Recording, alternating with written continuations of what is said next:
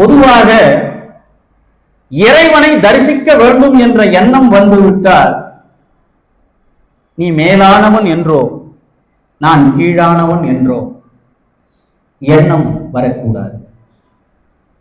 கணக்கியலிலே பார்த்தீர்களே ஆனால் வகுத்தல் என்ற ஒரு குறி இருக்கும்.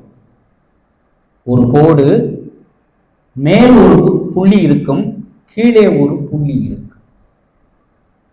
மேலே இருக்கின்ற புள்ளி உயர்ந்தது என்றும் கீழே இருக்கின்ற புள்ளி தாழ்ந்தது என்றும் பிரிப்பதற்கு ஒரு படுக்கை கோடு இருக்கும். அது படுக்கை கோடு அல்ல, அது முக்கூறி நூல். நான் அதற்கு மேல விளக்கம் சொல்ல மாட்டேன். நீ உயர்ந்தவன் என்றும் நான் தாழ்ந்தவன் என்றும் பிரிப்பது இடையிலே ஒரு கோடு அல்ல, ஒரு நூல். ஆனால் சைவம் மேலே இருப்பவனையும் கீழே இருக்கின்ற புள்ளியையும் இணைத்து ஒரு கூட்டல் கோடாக அமைத்தது எதுவென்றால் சைவம் ஒன்றுதான். மற்ற சமயங்கள் மேலானவன் மேலானவனாக இரு, கீழானவன் கீழானவனாக இரு என்று சொன்னது. ஆனால் சைவம் மேலிருப்பவனையும் கீழே இருப்பவனையும் இணைத்து அனைவரும் சமம் என்ற ஒரு கூட்டல் குறியை கொடுத்து நமக்கு உயர்வை கொடுத்தது நம்முடைய சமயம். மயிலாடுதுறை மாவட்டம் சீர்காழி வட்டம் வைத்தீஸ்வரன் கோயில், அதாவது புள்ளிருக்கு வேலூர் என்று சொல்லப்படுகின்ற வைத்தீஸ்வரன் கோயிலுக்கு அருகிலே இருக்கக்கூடிய ஊர் ஆதனூர். சேக்கிழார் பெருமான் காலத்திலே அதற்கு பெயர் ஆதனூர். இன்றைக்கு அதற்கு ஆதமங்கலம் மேலாதனூர் என்று பெயர் இருக்கிறதாக சொல்கிறார். இவரை பற்றி குறிப்பிடுகின்ற போது திருத்தொண்டை தொகை எழுதிய சுந்தரர் செம்மையே திருநாளை போர்வார்க்கும் அடியே. ஒவ்வொருவராக சுந்தரர் இந்த மண் உலகிற்கு வந்ததினுடைய அடிப்படை நோக்கம் சிவபெருமானை போற்றி பாடுவதற்காக திருநீற்று பேழையை சுமந்து கொண்டிருந்த சுந்தரரை இங்கு அனுப்பவில்லை. என் அடியாரினுடைய பெருமை, என் பெருமையை உரைப்பதற்கு எத்தனையோ பேர் இருக்கிறார்கள். என் அடியாரினுடைய பெருமை இந்த உலகம் இருக்கின்ற காலம் வரை பேசப்பட வேண்டும் என்பதற்குத்தான் தன்னுடைய பிரதிபிம்பமாக இருக்கக்கூடிய சுந்தரரை, வேற யாரையும் அனுப்பல. அந்த கைலாயத்திலே எத்தனையோ முனிவர்கள் எத்தனையோ தேவர்கள் இருக்கிறார்கள். பார்க்கடலே ஆழகால விஷத்தை ஒரு நெல்லிக்காய் அளவுக்கு உருட்டி கொண்டு வந்த அந்த சுந்தரரைத்தான், தன்னுடைய பிரதிபிம்பமாக இருக்கக்கூடிய சுந்தரரைத்தான் தன்னுடைய அடியார் பெருமக்களை போற்றி பாட வேண்டும் என்பதற்காக மண்ணுலகிற்கு அனுப்பி வைக்கிறார். அவர்தான் சொல்றார், செம்மையே திருநாளை போவார்க்கும் அடியே. அது என்ன செம்மையே? செம்மை என்று சொன்னால் அது சிவபெருமானுக்கு உரித்த நிறம் செம்மை. எரிதழலோன், எரிமேனியை கொண்டவன். அந்த சிவபெருமானை எவன் சிந்தைக்கும், அதாவது ஒரு பிறவியிலே உங்களுக்கு சிவ சிந்தனை வந்து விடாது. ஒருமையும் தான் கற்ற கல்வி எழுமைக்கும் ஏமாப்புடைத்து என்று வள்ளுவன் சொன்னார். உடல் வேண்டுமானால் இந்த பிறவியில் இன்னாருக்கு இந்த உடல் கிடைத்திருக்கிறது. ஆனால் உயிர் என்பது பல பிறவிகளை கடந்து வந்திருக்கிறது. இந்த பிறவிக்கு வேண்டுமானால் இந்த உடல் சொந்தமாக இருக்கலாம். முன்னர் எடுத்த பிறவியில் உனக்கு தாய் தந்தை வேறு வேறு தானே. அதனால் எத்தனையோ பிறவிகளை கடந்து உன் சிந்தைக்குள் சிவம் இருந்தால்தான் இந்த பிறவியிலே நீ சிவனை வழிபடக்கூடிய ஒரு வாய்ப்பே கிடைக்கும். அந்த வாய்ப்பை பெற்றவர் யார் என்றால் திருநாளை போவார் என்று சொல்லப்படுகிறார் அந்த நாள். அந்த ஆதனூரிலே புலைப்பாடி, அதாவது புலைச்சேரி என்று சொல்லப்படுகின்ற ஒதுக்கப்பட்ட மக்கள் வாழுகின்ற இடம். அந்த இடத்திலே மார்கழி மாதம் சித்திரை நட்சத்திரத்திலே நந்தனார் என்று சொல்லப்படுகின்ற திருநாளை போவார் அவதரிக்கிறார். அவர் பிறந்ததிலிருந்தே தன் குலம் சார்ந்த மனிதர்களை சிவத்தோடு கொண்டு வந்து சேர்க்க வேண்டும் என்ற ஒரு எண்ணம் அவர் சிந்தைக்குள் மேலோங்கி இருந்தது. அவர் பிறந்த குலம் தாழ்ந்த குலமாக இருந்தாலும் எண்ணங்கள் என்பது உயர்ந்த எண்ணங்களாக அவரிடம் இருந்தது. அன்றைக்கு அந்த புலைச்சேரி புலையர்கள் வாழக்கூடிய இடம், அந்த இடத்தை பற்றி சேக்கிழார் பெருமான் சொல்கின்ற பொழுது, தன்னுடைய கம்பன் எப்படி தன்னுடைய கற்பனை திறத்தை ராமனை பற்றி புகழ்வதாக இருந்தாலும், அயோத்தியை பற்றியும் மிதிலை பற்றியும் சொல்வதாக இருந்தாலும், தன்னுடைய கற்பனை நயத்தை எப்படி உயர்த்தி காட்டுகிறானோ அதற்கு சற்று அளவும் குறையாத அளவிற்கு சேக்கிழார் பெருமான் பெரிய புராணத்திலே தன்னுடைய கற்பனை வளங்களை கொட்டி இருக்கிறார். கம்பனை பாடுவதற்கு கழகங்கள் இருக்கிறது. சேக்கிழார் கொடுத்த பெரிய புராணத்தை பாடுவதற்கு ஐயா போன்ற சில பேர்கள் தான் இன்றைக்கு இருக்கிறார்.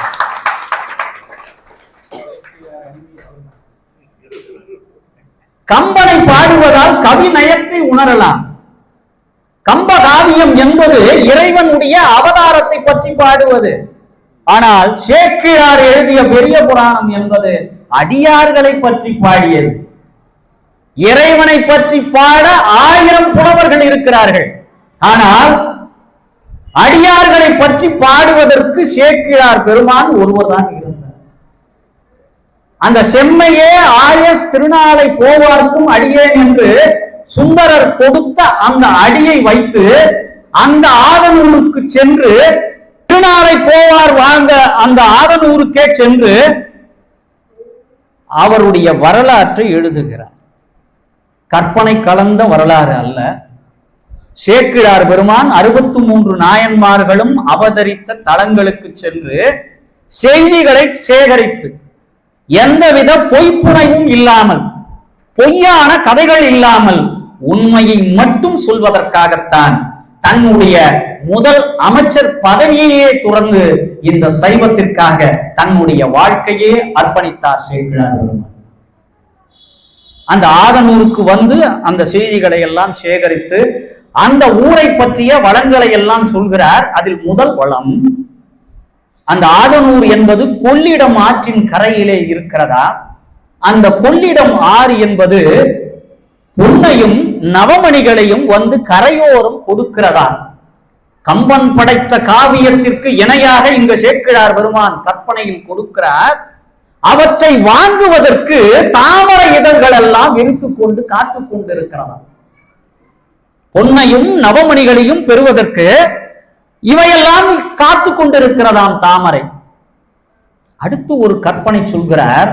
அந்த ஊரிலே பலாமரங்கள் எல்லாம் பழுத்து பறிப்பதற்கு ஆள் இல்லாமல், அப்படி என்றால் எவ்வளவு விளைந்திருக்கும் பலாப்பழம், பறிப்பதற்கு ஆளே கிடையாதாம். அவையெல்லாம் பழுத்து வெடித்து அதனுடைய சாறு ஆனது அங்கே தண்ணீரிலே கலந்திருக்கிறதா. அந்த தண்ணீருக்குள்ளே மீன்கள் எல்லாம் விளையாடி கொண்டிருக்கிறதா. இன்னொரு புறத்திலே அந்த புலையரணத்து பெண்கள் எல்லாம் நெல் குத்தி கொண்டிருக்கிறார்கள். தலையில் சூடுவதற்கு பூ இல்லாமல் நெற்கதிர்களை தன்னுடைய தலையிலே குத்தி கொண்டிருக்கிறார்கள். எதிரிலே பறையோசை கேட்டுக் கொண்டிருக்கிறது. இந்த பெண்கள் எல்லாம் ஒரு புறத்திலே நடனமாடி கொண்டிருக்கிறார்கள். இப்படி அந்த ஆதனூரை பற்றிய நிறைய செய்திகளை சேக்கிழார் பெருமான் தன்னுடைய கற்பனை வளத்தின் ஊடாக வந்து சொல்கிறார். இப்ப இந்த ஊரிலே திருநாளை போவார், அதாவது நந்தனார் என்கின்றவர் பிறக்கிறார். பிறகு அவருடைய மிக முக்கியமான தொழில் என்னவென்றால் அந்த புலையர் இனத்து மக்களினுடைய தலைவனாக இருக்கிறார். இறந்து போன பசுவினுடைய தோலை எல்லாம் உரித்து எடுத்து அவற்றை காய வைத்து கோயிலிலே செய்யப்படுகின்ற மத்தளம், முழவு, பேரிகை போன்ற இசைக்கருவிகளுக்கெல்லாம் தோலை கொடுக்கின்ற பணியை செய்கிறார். யாழ், வீணை, நரம்பு கருவிகள் என்று சொல்லப்படுகின்ற இவற்றிற்கெல்லாம் அந்த பசுவினுடைய நரம்புகளை கொடுக்கிறார். கொடுத்த எவற்றிற்கும் ஊதியம் பெறாமல், பணத்தை பெறாமல், இது சிவபெருமானுக்கு வாசிக்கப்படுகின்ற கருவிகள் தானே என்று பணத்தை பெறாமல் சிவ சிந்தனையோடு வாழ்ந்து கொண்டிருக்கிறார். அதற்கடுத்து மாட்டினுடைய பித்தப்பையிலிருந்து எடுக்கப்படுகின்ற கோரோசனம் என்று சொல்லப்படுகின்ற அந்த கோரோசனத்தை சிவபெருமானுடைய பூசைக்காக இலவசமாக கொடுக்கிறார். பல நூறு மனிதர்கள் வாழக்கூடிய அந்த புலையர் இனத்திலே, புலைச்சேரியிலே இந்த ஒற்றை மனிதன் மாத்திரம்தான் நெற்றியிலே திருநீர் இட்டுக் கொண்டு தினந்தோறும் குளித்து அந்த சிவபெருமானை வழிபடக்கூடிய ஒரு சிந்தனைக்குள் செல்கிறார். இவர் ஒரு நாள் தன்னுடைய நண்பர் குழாமோடு அங்கிருந்து ஒரு 7 கிலோமீட்டர் தூரம் இருக்கக்கூடிய திருப்புன்கூர் என்ற ஊருக்கு அங்கே இருக்கக்கூடிய சிவலோகநாதர் சொக்கநாத நாயகியை வழிபடுவதற்காக திருப்புன்கூருக்கு போலான்னு சொல்லிட்டு தன்னுடைய நண்பர்களை எல்லாம் அழைத்து கொண்டு அந்த ஊருக்கு போறார். இங்கே கவனிக்க வேண்டியது என்னவென்றால், நந்தனாரை யாரும் தாழ்த்தப்பட்டவர் என்று ஒதுக்கி வைக்கவில்லை.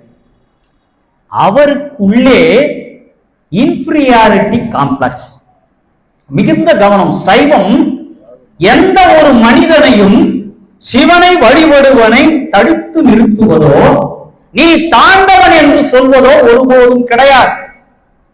தனக்குள்ளே அவருக்கு என்னவென்றால், தான் ஒரு இழிகுணத்தில் பிறந்து விட்டோமோ, நம்முடைய பிறப்பு என்பது இழிபிறப்போ என்ற அந்த இன்ஃபீரியாரிட்டி காம்ப்ளெக்ஸ் என்று சொல்லப்படுகின்ற தாழ்வு மனப்பான்மை அவருக்குள்ளே இருந்தது. சிவாலயங்களில போய் நல்லா பாடுவார், சிவனை நினைத்து ஆடுவார். அப்படிப்பட்ட அவர் திருப்புன்கூருக்கு போறதுக்காக தன்னுடைய நண்பர்களோடு போறார். போற இடத்துல அவரை கோயிலுக்குள் போகாதே என்று யாரும் சொல்லவில்லை.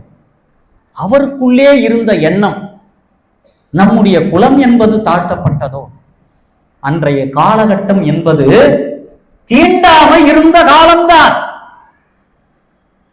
இத்தனை அடியிலே கோயிலுக்கு முன்னால் ஒருவன் இருக்க வேண்டும், இத்தனை அடியிலே இன்னார் இருக்க வேண்டும் என்று வரையறுக்கப்பட்ட இருந்த காலம். இருந்தாலும் இந்த கால சூழ்நிலை என்பதை யாரும் சொல்லாமலே இவனுக்குள்ளே தனக்குத்தானே நாம் இப்படிப்பட்ட குலத்தில் பிறந்து விட்டோமோ என்ற எண்ணம் மேலோங்கி இருந்த காரணத்தினால் திருப்புன்கூருக்கு போறார். கோயிலினுடைய வாசலிலே நின்று அங்கே இருக்கக்கூடிய சிவலோகநாத பெருமானை தரிசிக்க வேண்டும் என்று எண்ணுகிறார். அந்த ஊரிலே இருக்கக்கூடிய அந்த ஆலயத்துல நந்தி ரொம்ப பெரியது. இப்போ அந்த வாசல்ல நிற்கிறார். அவரோடு வந்த நண்பர்கள் பார்த்துட்டு, என்ன நந்தா, சிவனை வணங்கலான்னு வந்த, இங்க பார்த்தா ஒரு பெரிய மாடு படுத்துன்னு இருக்குது அப்படின்னு ஒண்ணு இவர் பார்க்கிறார். ஆமா, பெரிய நந்தியை அவர்கள் மாடு என்று சொன்னார். இந்த மாட்டை பார்க்கறதுதான் எவ்வளவு தூரம் எங்களை கூப்பிட்டு வந்த, நம்ம ஊர்ல இல்லாத மாடா? அவர்களுக்கு அது மாடு என்று தெரிகிறது, நந்தனாருக்கு அது நந்தி என்று தெரிகிறது. நந்தி என்பது சிவபெருமானுக்கு முன்னால் ஏன் நந்தி நிற்கிறது? நந்தி என்பது தர்மத்தினுடைய அடையாளம். சிவபெருமானுடைய அந்த பார்வை என்பது எப்பொழுதுமே தர்மத்தின் பக்கம் இருக்க வேண்டும் என்பதற்குத்தான் நந்தி என்கிற ஒரு அடையாளம் நமக்கு கொடுக்கப்படுகிறது. அதனால்தான் நந்திக்கு குறுக்க போகாத காரணம், தர்மத்தினுடைய குறுக்காக செல்லாதீர்கள். சிவபெருமானை வழிபாடு செய்கின்ற பொழுது நந்தியின் குறுக்கே சென்று வழிபாடு செய்யாதீர்கள் என்று சொல்வதனுடைய நோக்கம், சிவபெருமானுடைய கண்கள் தர்மத்தை பார்த்து கொண்டிருக்கிறது, அதற்கு குறுக்கே புகுந்து பாவத்தை தேடிக் கொள்ளாதீர்கள் என்பதற்காகத்தான் நந்தி குறுக்கே செல்லாதீர்கள் என்று சொல்கிறார். இப்போ இங்கிருந்து பார்க்கிறார் நந்தனார். பார்த்துட்டு, பெருமானே, இவங்களெல்லாம் உன்னை காட்டுறதுக்காக இங்க நான் வர வச்சுட்டேன். உனக்கு முன்னால் இருக்கக்கூடிய இந்த நந்தி மறைத்து கொண்டிருக்கிறது. நான் உன்னை தரிசனம் செய்வதற்காக வந்திருக்கிறேன். உன்னுடைய அந்த திருமேனியை காட்ட மாட்டாயா என்று கேட்கிறார். அங்க உள்ள இருக்கிற பெருமான் பார்க்கிறார். பார்த்துட்டு, சற்றே விலகி இருப்பிள்ளாய் என்று நந்தியை சொல்றார். நந்தி பார்க்கிறார். 30 கோடி தேவர்கள் வருகிறார்கள், மன்னன்கள் வந்தார்கள், எத்தனையோ பெரிய பெரிய ஆட்கள் எல்லாம் வந்தார்கள். அவர்களுக்கெல்லாம் விலகி நில் என்று சொல்லாத சிவபெருமான் இங்கும் மேல் சட்டை அணியாமல் ஒருவன் வந்து நிற்கிறான், இவனுக்காக என்னை விலகச் சொல்கிறாயே என்று மனதிற்குள் நினைத்து கொண்டதான் நந்தி. அடியார்களுக்காக சிவபெருமான் அந்த நந்தியையே சற்று விலகி நில் என்று சொன்னான் என்றால் அடியார்களுக்கு எந்த அளவுக்கு முக்கியத்துவம் இறைவன் தருகிறான் என்பதை புரிந்து கொள்கிறோம். இப்ப நந்தி விலகி நிற்கிறது. வெளியில் இருந்த அத்துணை நந்தனார் கூட வந்த அத்தனை சிவனடியார்களும் அங்கே இருக்கக்கூடிய அந்த சிவலோகநாதரை தரிசனம் செய்தார். உங்களுக்குள்ள ஒரு கேள்வி எழலாம். இன்றைக்கு அது ஒரு விவாத பொருளாகவே இருக்கிறது. ஏன் சிவபெருமான் நந்தியை விலகச் சொன்னாரே, ஏன் நந்தனை உள்ளே அழைக்கவில்லை? இன்றைக்கு அது ஒரு விவாத பொருள். அதற்கு என்ன பதில்? சைவம் சொல்கிறது, முதலிலே நந்தனார் தனக்குள்ளே இருக்கக்கூடிய எண்ணம் எதுவென்றால், நான் உயர்ந்தவன் அல்ல, நான் தாழ்ந்தவன் என்ற எண்ணம் மேலோங்கி இருக்கிறது. இந்த எண்ணத்தை அவனிடமிருந்து விளக்கணும். உள்ளவான்னு சிவபெருமான் கூப்பிட்டாலும் நிச்சயமா நந்தனார் போக மாட்டார். ஏன்னா அவர் எண்ணத்துக்குள் மேலோங்கி இருப்பது நாம் இழிகுலம் என்ற எண்ணம். அதனால்தான் சிவபெருமான் நீ வாசலிலே இருந்து கொண்டு என்னை தரிசித்து விட்டு போ என்று சொன்னார்.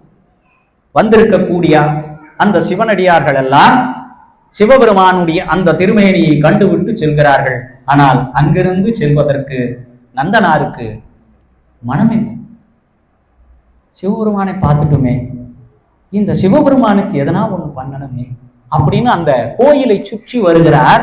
3 முறை சுற்றி வருகிறார். அங்கே மேற்கு புறத்திலே ஒரு பள்ளம் இருக்கிறது. அந்த பள்ளத்திலே கொஞ்சம் தண்ணீர் தேங்கி இருக்கிறது. பார்க்கிறார், இந்த தண்ணீர் தேங்கி இருக்கிற இடத்தை குளமா வெட்டினா என்ன அப்படின்னு அவர் நினைக்கிறார். இந்த இடத்திலே 2 செய்திகள். முதல் செய்தி வாரியார் சுவாமிகள் சொன்னது. இப்ப இந்த இடத்துல குளம் வெட்டணும்னு நினைக்கும் போது அங்கே இருக்கக்கூடிய கைலாயத்திலே இருக்கக்கூடிய பெருமான் பார்க்கிறார், என்னுடைய அடியார் எனக்கு ஒரு குளம் வெட்டணும்னு ஆசைப்படுறான், இங்க ஒருத்தன் சும்மா இருக்கிறான். யார சொல்றாரு? தன்னுடைய மகனாகிய விநாயகரை பார்க்கிறார். சிவபெருமானுக்கு 4 புதல்வர்கள். முதல் புதல்வன் விநாயகர், 2வது வீரபத்திரர், 3வது பைரவர், 4வது முருகப்பெருமான். இவர்களெல்லாம் தனித்தனியாக இருந்தாலும் இவர்கள் அனைவருமே சிவனின் அம்சம். சிவன் வேறு, இவர்கள் வேறு என்று பிரித்தறிய தேவை. இப்போ பார்க்கிறார், விநாயக பெருமானை கூப்பிடுறார். அங்கே என்னுடைய அடியார் எனக்காக குளம் வெட்டணும்னு நினைக்கிறான், நீ முதல்ல போய் அவனுக்காக வேலை செய். யோசித்து பாருங்கள், ஒரு கடவுள் தன்னுடைய அம்சமாக இருக்கக்கூடிய விநாயக பெருமானை தன் நெஞ்சுக்குள்ளே தான் இழிவந்தான் என்று நினைத்து கொண்டிருக்கக்கூடிய ஒருவனுக்கு குளத்தை வெட்டுறதுக்கு உதவி போன்னு விநாயக பெருமானை அனுப்புறார். விநாயக பெருமான் மனித வடிவம் எடுத்து கூலி கூலி என்று கத்தி கொண்டு வருகிறார். வந்தவரை பார்க்கிறார் நந்தனார். சரி, நமக்கு துணைக்கு ஒரு ஆள் வந்துடுறாரு. இப்ப குளம் வெட்டணும்னா கூலி கொடுக்கணும்ல, எவ்வளவு கூலி கேட்கிறன்னு சொல்லிட்டு விநாயக பெருமான கேட்கிறார். 5 படி நெல் கொடு என்று கேட்கிறார். அங்கே நந்தனாருக்கே கூலி என்னன்னா, ஒரு நாளைக்கு 1 படி நெல், 30 நாளைக்கு 30 படி நெல் அவருக்கு கிடைக்கிறது விவசாயத்துல. இப்போ இந்த 5 படி நெல்லுக்கு இவர் ஒத்துக்கொள்கிறார். ஒத்துக்கொண்ட பிறகு குளம் வெட்டுகிறார்கள். குளம் முடிவடைந்து விடுகிறது. விநாயக பெருமான் வந்த வேலையை முடித்துக் கொண்டு 5 படி நெல்லோட போயிடுறார். இன்றைக்கும் அந்த குளத்திற்கு நந்தனார் குளம் என்று பெயர். திருப்புன்கூரிலே இருக்கக்கூடிய குளம் நந்தனார் குளம். பொதுவாக அந்த சமூகம் சார்ந்த மக்களுக்கு சைவத்திற்குள் இடமில்லையோ என்று எண்ணலாம். இல்லை, எல்லோருக்கும் எவ்வளவு இடம் இருக்கிறதோ இந்த மண் உலகிலே பிறந்த ஒவ்வொரு மனிதனுக்கும் எந்தவித அடையாளமும் இன்றி எல்லா மனிதனும் ஓர் குலம், எல்லா மனிதனும் ஓர் நிறை என்று சொல்லுகின்ற சமயம் நம்முடைய சைவம். அதனால்தான் முதலிலே சொன்னேன், சைவனுக்கு முன்னால் எப்பிறப்பாய் ஆயினும் இணையானவரே இங்கே பேதம் இல்லை. இப்ப விநாயக பெருமான் 5 படி நெல்லை கொண்டு கைலாயத்துக்கு போறார். அவரை வரவேற்பதற்காக சிவபெருமான் காத்து கொண்டிருக்கிறார். ஏனென்றால் கொடுக்கப்பட்டது தன் அடியார் கொடுத்த நெல். அதை கொண்டு போய் சிவபெருமானுடைய திருவடிகளிலே வைக்கிறார் விநாயக பெருமான். காலடியில் வைப்பதற்கு முன்னாலே அந்த நெல்லை கையிலே எடுத்துக் கொள்கிறான் பெருமான். ஏனென்றால் அந்த அடியார் கொடுத்த நெல் என்பது நம் திருவடியில் இருக்கக்கூடாது, எனது திருமுடியில் இருக்க வேண்டும் என்று தலைமையில் வைத்துக் கொள்கிறார். எந்த அளவிற்கு அது சிவபெருமானாக இருந்தாலும் சரி, சைவமாக இருந்தாலும் சரி, சமம் என்பது உணர்த்துவதை புரிந்து கொள்ளணும். புரியாமல் தான் இன்றைக்கு நமக்குள்ளே வேதங்களை விளைவித்துக் கொண்டிருக்கிறோம். ஒரு அடியார் கொடுத்த நெல்லை தன் தலை மீது வைத்துக் கொள்கிறான். இப்போ வைத்த நெல்லில் கங்கையினுடைய நீர் சொட்டுகிறது. இது ஒரு காட்சி. இது அப்படியே ஓரம். இப்போ திருப்பன்கூரிலே குளத்தை வெட்டி விடுகிறார். குளத்தை வெட்டி அங்கு பெருமானை தரிசித்து விட்டு மறுபடியும் மாதனூருக்கு வருகிறார். இப்போ நீங்க கோபாலகிருஷ்ண பாரதியார் நந்தனார் கீர்த்தனைகள்னு ஒரு நூல் எழுதினார். அந்த நந்தனார் கீர்த்தனைகள்ல சேக்கிழார் பெருமானுக்கும் நந்தனார் கீர்த்தனைகளுக்கும் கொஞ்சம் வேறுபாடுகள் உண்டு. இந்த இடத்திலே என்ன வேறுபாடு என்றால், இங்கே நந்தனார் தானாக குளம் வெட்டினார் என்பது சேக்கிழார் பெருமான் சொல்றார். ஆனால் வாரியார் சொன்ன கதையும் சரி, நந்தனார் கீர்த்தனையும் சரி, சிவபெருமான் விநாயக பெருமானை அனுப்பி குளம் வெட்டியதாக இருக்கிறது. இப்ப இவர் ஊருக்கு போயிடுறாரு. அங்கே இருக்கக்கூடிய ஒரு நிலச்சுவாந்தார், 40 வேலி நிலத்திற்கு உரிமையாளர், அவரிடம்தான் இவர் பணியாற்றுகிறார் என்பதாக நந்தனார் கீர்த்தனை சொல்கிறார். ஆனால் சேக்கிழார் பெருமானுடைய பெரிய புராணம் என்பது இவர் ஊருக்கு தலைவனாக இருந்து தோட்டிமை தொழில் செய்கிறார், இவருக்கென்று ஒரு குறிப்பிட்ட நிலம் இருக்கிறது என்பதாக ஒரு பதிவு. இப்ப நம்ம 40 வேலிக்கே வருவோம். இந்த 40 வேலி நிலத்தை உடையவராக இருக்கிறார் ஒரு நிலச்சுவாந்தார், அவரிடம் இவர் பணியாற்றுகிறார். இப்ப திருப்பன்கூருடைய சிவலோகநாதருடைய தரிசனம் முடிந்தது. ஆனால் மனதிற்குள் சிதம்பரத்திலே இருக்கக்கூடிய அந்த நடராஜ பெருமானுடைய தூக்கிய திருவடியை காண வேண்டும் என்பது இவருடைய எண்ணம். இப்ப நிறைய பேரு சிதம்பரத்துக்கு போவாங்க, அங்கே இருக்கக்கூடிய நடராஜ பெருமானை தரிசனம் செய்து விட்டு வருவார்கள். வந்தவர்கள் எல்லாம் அந்த நடராஜ பெருமானுடைய அழகையும் அவனுடைய திருமேனியிலே இருக்கக்கூடிய அற்புதங்களையும் நந்தனாருக்கு சொல்வார்கள். அப்பொழுது இவனுக்குள்ளே ஒரு ஆசை உருவாகிறது. எப்படியாவது சிதம்பரத்திலே இருக்கக்கூடிய நடராஜ பெருமானை தரிசனம் செய்து விட முடியாதா என்று மனதிற்குள்ளே எண்ணம். தன்னுடைய முதலாளியா இருக்கக்கூடிய அந்த நிலச்சுவாந்தாரிடம் போய் கேட்கிறார். அதாவது அந்த காலத்து பழக்கம் என்னன்னா, முதலாளிக்கு ஆண்டன்னு சொல்லுவாங்க. தஞ்சாவூர் பக்கத்துல போனீங்கன்னா ஆண்டன்ற வார்த்தையை பயன்படுத்துவாங்க. நம்ம பக்கத்துல அந்த வழக்கம் இல்லை. அவர்கிட்ட போய் கேட்கிறார், நான் சிதம்பரத்துக்கு போகணும்னு ஆசைப்படுறேன், கொஞ்சம் பணம் கொடுத்தீங்கன்னா சிதம்பரம் போயிட்டு அந்த நடராஜ பெருமானை தரிசனம் பண்ணிட்டு வரேன் அப்படின்னு சொல்லும்போது, இன்னொரு நாளைக்கு போலாம் போ. இப்படியே அவர் அவருக்குள்ள என்னன்னா, சிதம்பரம் என்பது தில்லைவாழ் அந்தணர்களுக்கு உரிமையான இடத்திலே இழிகுலத்திலே பிறந்த இவனுக்கு சிதம்பரம் பார்க்க வேண்டும் என்ற எண்ணமா அது மனதிற்குள் இருந்ததே தவிர வெளியில அவர் காட்டிக்கல. இப்ப தினந்தோறும் போய் கேட்கிறார். போயிட்டு வர்றவங்க எல்லாம் அந்த பெருமானுடைய பெருமைகளை சொல்றாங்க. இவர் அதை கேட்டு கேட்டு உள்வாங்கி எப்படியாவது ஒரு நாள் சிதம்பரம் நடராஜ பெருமானை தரிசனம் செய்து விட மாட்டோமா என்று எண்ணுகின்ற பொழுது ஒரு நாள் சொல்றார், 40 வேலி நிலத்தையும் நீ உழுது பயிரிட்டு நீ வேணா சிதம்பரத்துக்கு போ. 40 வேலி நிலம்னா 216.8 ஏக்கர்.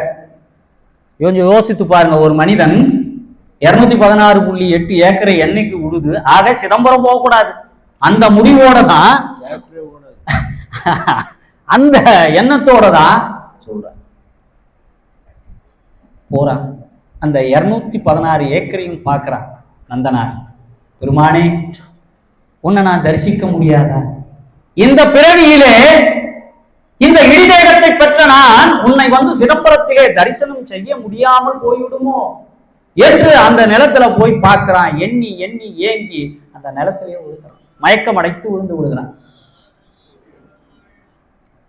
மயக்கம் அடைந்தவுடன் அங்க ஏற்கனவே விநாயக பெருமான் 5 படி நெல்லை கொடுத்தார் அல்லவா, அந்த நெல்லெல்லாம் கங்கையினுடைய நீர் பட்டு பட்டு இப்ப முளை விட்டு இருக்கிறது.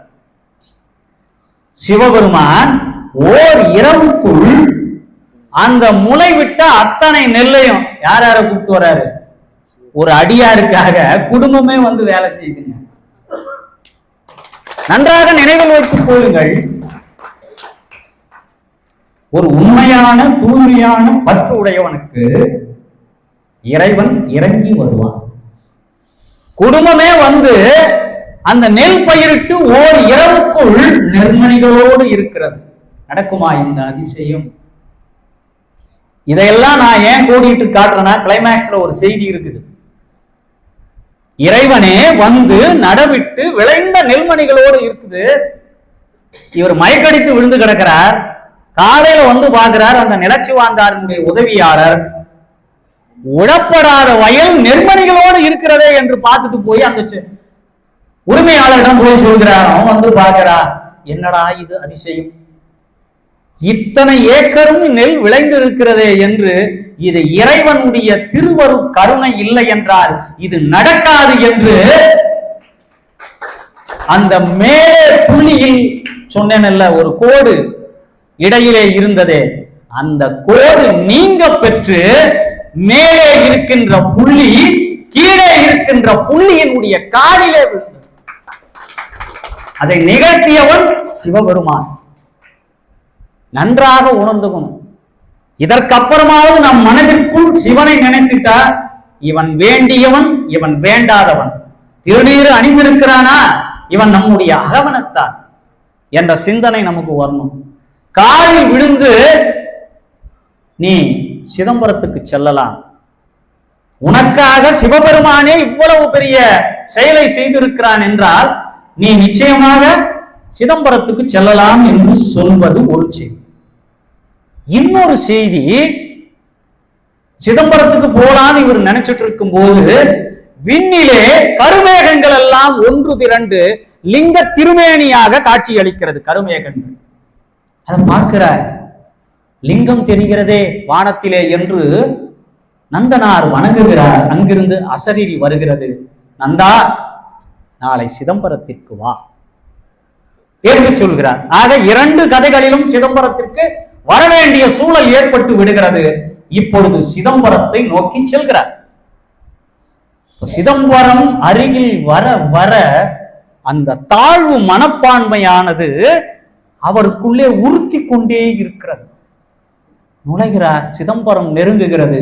எங்கு பார்த்தாலும் வேள்வி புகை, ஒரு பக்கத்திலே வேத மந்திரங்களினுடைய ஒளி. இதையெல்லாம் கேட்டு இந்த இடத்திற்கு போவதற்கு நமக்கு தகுதி இருக்கிறதா? இந்த தில்லை அம்பலவாணனை தரிசனம் செய்வதற்கு நமக்கு தகுதி உடையவனா என்று எண்ணுகிறார். போறார். அந்த வேள்வி புகையின் வேத மந்திரங்களின் ஓசையும் கேட்டு தொலைதூரத்திலே தங்கிறார். பல நாட்கள் அங்கே இருக்கிறார். சிவபெருமான் தான் வர சொல்லிட்டார். இல்ல, நீ வந்து என்னை தரிசனம் செய்யணும் சொல்லிட்டார். வந்த இடத்தில் இவற்றை எல்லாம் காணுகின்ற பொழுதும் அவர் உள்ளத்துக்குள்ளே அந்த தாழ்வு மனப்பான்மை நீங்கல. இப்போ ஒரு படுத்துறார். சிவபெருமான் பார்க்கிறார், வந்த அடியாருக்கு இப்படி ஒரு துன்பத்தை நாம் கொடுக்கலாமா? இத்தனை நாட்கள் என்னை காணாமல் இவன் இங்கே படுத்துக் கொண்டிருக்கிறான். தில்லைவாழ் அந்தணர்களுடைய 3000 பேர் கனவுக்கும் செல்கிறான் சிவபெருமான். அந்த கோயிலை நிர்வாகம் செய்யக்கூடிய அத்தனை பேருடைய கனவிலும் செல்கிறான். என்னுடைய அடியார் ஆதனூரில் இருந்து நந்தனார் என்று சொல்லப்படுகின்ற அவன் அங்கே படுத்துக் கொண்டிருக்கிறான். அவனை நீங்கள் பூரண கும்ப மரியாதையுடன் சிவபெருமானுடைய திருவீதி உலா வருகின்ற பொழுது என்ன ஏற்பாட்டினை செய்வீர்களோ, எப்படி இந்த சிதம்பரம் விழாக்கோலம் பூண்டிருக்கிறதோ அப்படி என் அடியாரை நீங்கள் அழைத்து வர வேண்டும் என்று சிவபெருமான் அவர்களுக்கு ஆணையிடுகிறார். இதை அறிந்து கொண்ட 3000 பேரும் காலையில் வருகிறார்கள். இவருடைய கனவிலும் பெருமான் வந்து, நாளை நீ எரிதழலில் இறங்கி உன்னுடைய இடிநிலை என்று உன் மனதிலே நினைத்துக் கொண்டிருக்கிறாயே, அந்த இடிநிலை நீங்கி முப்புரி நூலோடு நீ வந்து முனிவனாய் என்னிடம் வந்து அடைவாய். இது சிவபெருமான் இங்கே நம்முடைய நந்தனாருக்கு கொடுத்தது. இப்போ பூரண கும்பம் மரியாதையுடன் 3000 பேர்கள் வருகிறார்கள். வந்து நந்தனாரை முன்னிறுத்தி அழைத்துக் கொண்டு செல்கிறார்கள் தெற்கு கோபுர வாசம். கதையில் இன்னொரு திருப்பம். அதிலே ஒரு அந்தனர், நமக்கெல்லாம் இறைவன் வந்து கனவுல சொன்னானதெல்லாம் இருக்கட்டும்பா, ஆனா நம்ம வேத சாஸ்திரங்கள் படி ஒரு தாழ்த்தப்பட்டவனை உள்ளே விடக்கூடாது அல்லவா? அது எப்படி?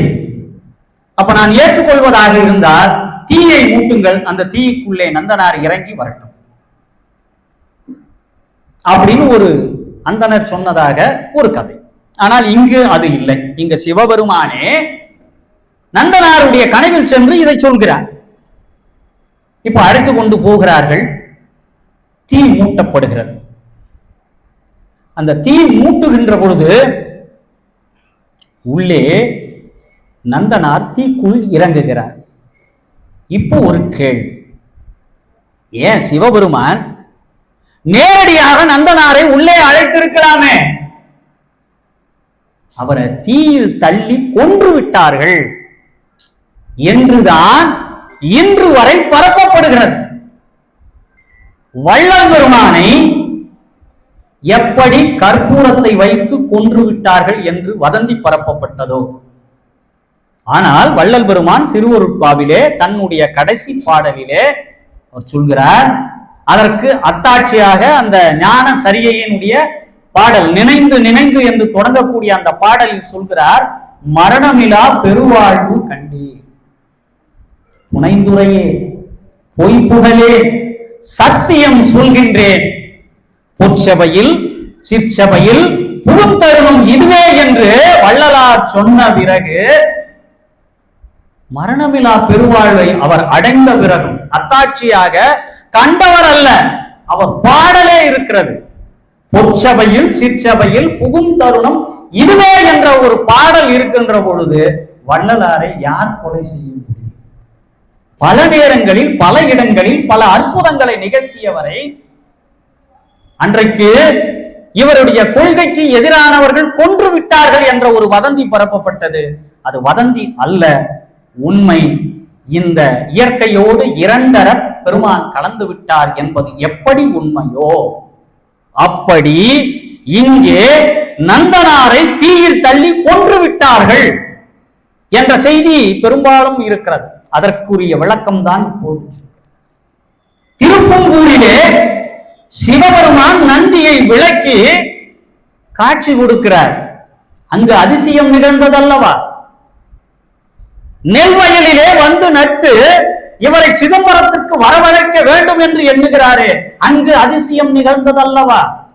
அப்படி இருக்கும் பட்சத்தில் இங்கு மாத்திரம் எப்படி நெருப்பிலே சிவபெருமான் நந்தனாரை கொண்டிருப்பார்? இல்லை. அங்கு அடிப்படை காரணம் இவர் மனதிற்குள் இருந்த அந்த இழிவிறப்பு என்கின்ற எண்ணம்.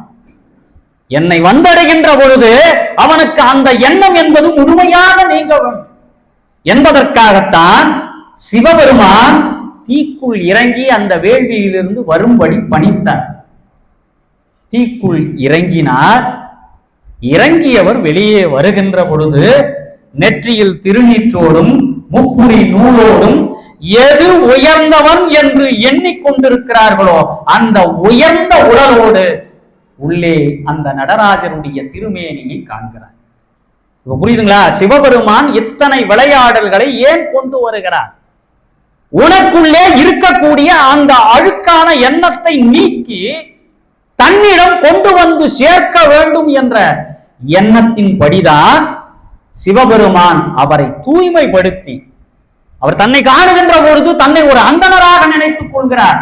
அதனால்தான் செம்மையே திருநாளை போவார்க்கும் அடியேன், அந்த செம்மை என்கிற உடல் அமைப்பை சிவபெருமான் அவருக்கு கொடுத்து தன்னோடு சேர்த்துக் கொண்டார். அந்த திருமேனியோடு நந்தனார் சென்று அடைந்தார்.